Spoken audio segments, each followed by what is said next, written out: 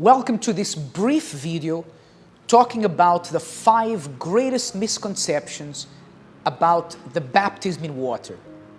Talking to many people, we see that some of them decide to be baptized in water, but they don't actually know what it's for.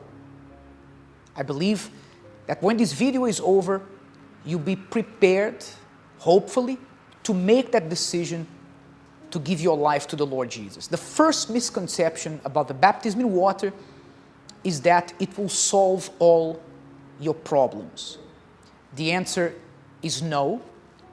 And also the baptism in water, it's not meant to solve your problems. It's not going to make things better in your life, in your finances, or in your family. So if you were thinking that this is what the baptism in water is for, that is the first misconception. The second misconception is that the baptism in water is for you to become a church member. And again, the answer is no. John the Baptist did not baptize people who came to him so that they could become church members. In fact, at that time, there was no physical church. So although some churches say that the baptism in water leads you to become a member of the said church, the answer is no. That is the second misconception. The third point is that the baptism in water automatically makes your desire to sin to disappear. Let me tell you, the baptism in water is not magic. The desire to sin will always be there. After all, we are flesh and bone, and our flesh has desires. So no, the baptism in water will not make you automatically have no desire to sin whatsoever. Number 4, when you are baptized in water, you have automatic peace and joy.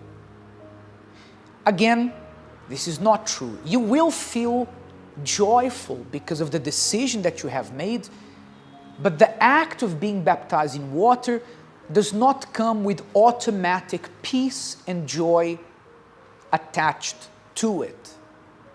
Now, this is not to say that you will not have peace and joy. You will, but it does not depend on you going to the water itself. You will understand better in just a few moments. And the fifth and final misconception about baptism in water is that you need to do a 6-month course or a 1-year course in the church to be baptized in water. No, this is not true. If this was true, then John the Baptist didn't do a very good job at all.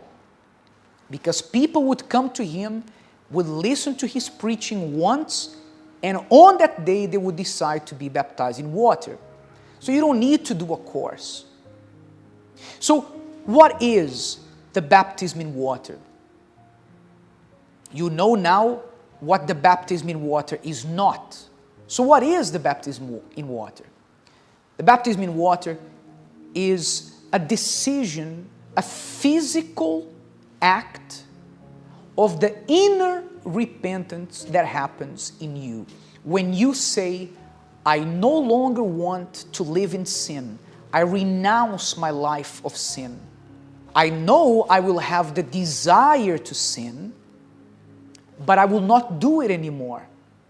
And when you have this true repentance, this real decision to never again go back to your old life, put it behind you, die to your old desires and to your old life, then this repentance is formalized, we can say, through the action of the baptism in water. And yes, after the baptism in water, when there is true repentance, you will have peace and you will have joy. Not because of the act of the baptism, but because of your repentance, abandoning your old life, and the baptism in water gives you the assurance that you have been forgiven by the Lord Jesus and accepted. And therefore, there is the joy, there is the peace we spoke about. We hope that this video has helped you understand better what the baptism in water is, and also has led you to the point of making your decision, the most important decision you will ever make, which is the decision to give your life to the Lord Jesus. If you would like to be baptized in water, get in touch with us, and you can be baptized in water in any of our churches all over the world, in any country where you are watching us now. May God bless you abundantly. Bye-bye.